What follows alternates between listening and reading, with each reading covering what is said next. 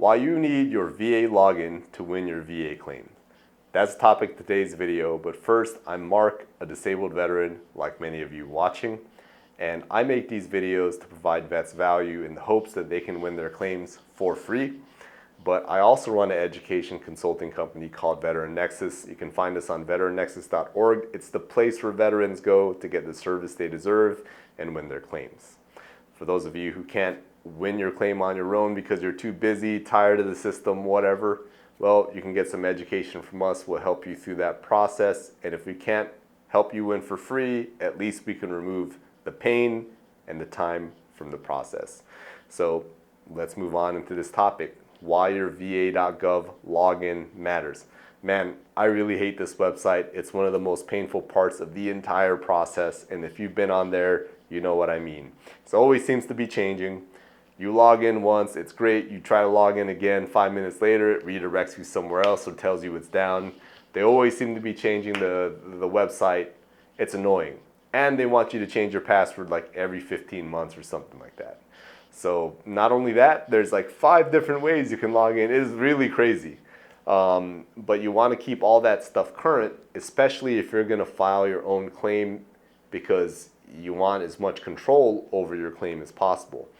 For example, if you're thinking about filing a claim in the near future, it's always a good idea to have an intent to file open. If you don't know what that is, it's like this bookmark that holds your place in line for back pay purposes. So let's say it's January 1st, 2024, and I intend to file a claim in June that year. Well, if I do intent to file in January and I submit a claim in June,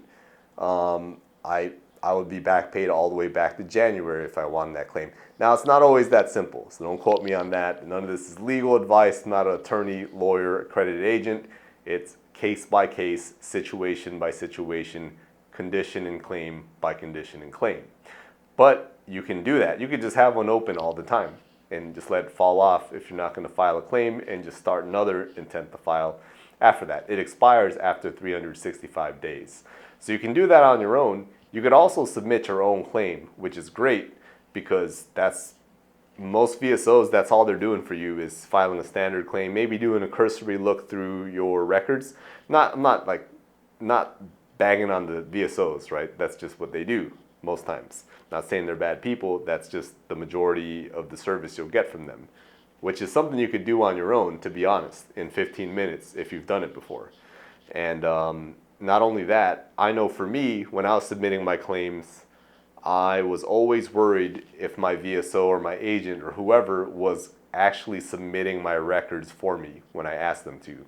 Because they might have thought that record was worthless, but maybe I thought it wasn't and I wanted them to submit it. Well, you have the option to do it yourself and understand that it's in there because you're the one who pressed the buttons. So that's important for your peace of mind. There's other uses for it too, like benefit letters, getting your benefit letters if to prove you're a disabled vet, very important. You can also get your decision letters, which are important if you've lost a claim and you want to be educated on why you lost. If it's a lost cause or if the VA made a mistake, you can read your decision letters if you're educated and understand, how do I fight this so I win next time? That's kind of a new feature the VA added, which is great. And you can check your dependent status, and you can also look at your disability list. It's amazing how veterans don't know what the breakdown is. Vets will often say something like, oh, I'm 70%, I have no reason why, idea why. And it's like, man, you should look at that because you don't know if you're underrated.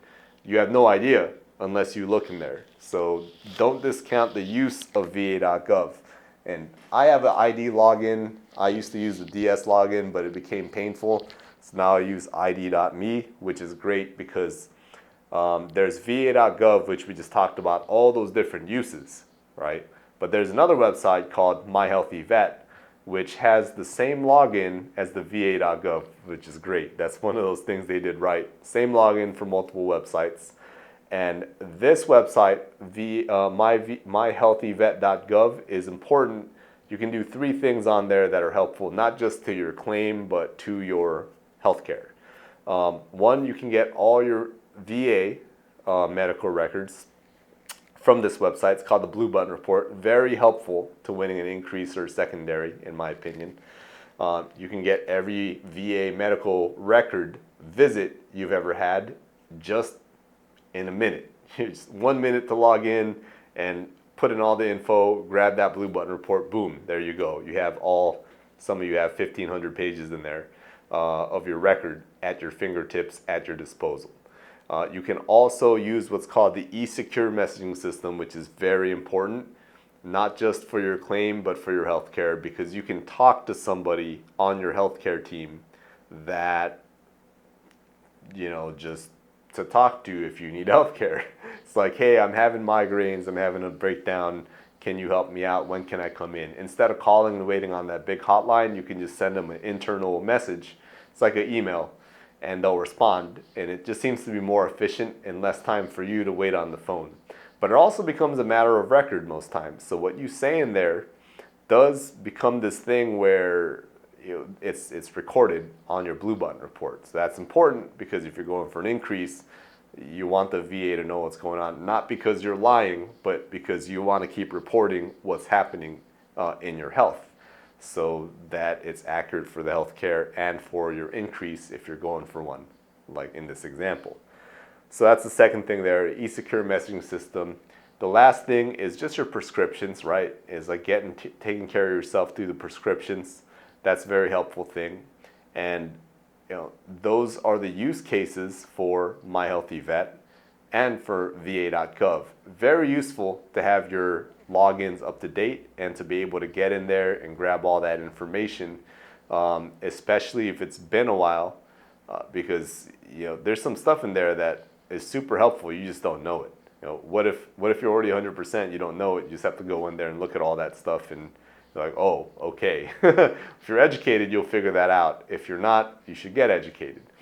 That's all I have. This video wasn't meant to be that long, and really what you can take from this is go on the VA.gov, make sure that your logins are up to date and understand how to navigate those websites and look at all this stuff that I mentioned here. So if you found this helpful, please like and subscribe, and I will see you all in the next video. Take care now.